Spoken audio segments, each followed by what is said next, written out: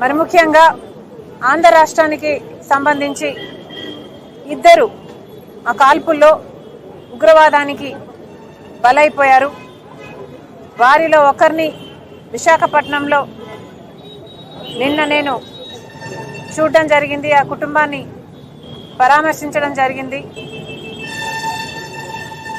చంద్రమౌళి గారు ఆయననైతే ముఖం మీద తుపాకీ పెట్టి కాల్చడం జరిగింది.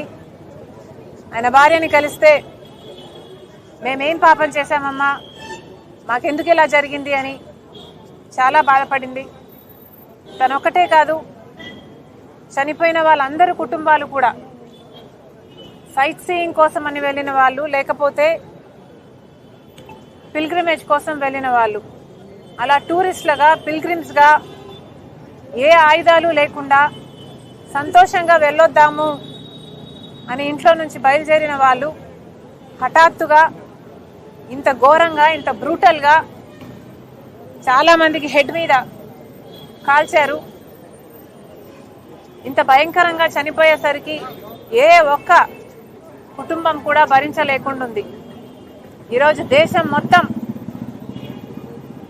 ఆ కుటుంబాలకు నివాళులు అర్పిస్తుంది. అంటే మన దేశం మీద జరిగిన ఈ దాడి ఎంత షాకింగ్గా, ఎంత బ్రూటల్గా చేశారో ప్రపంచమంతా కూడా చూస్తుంది.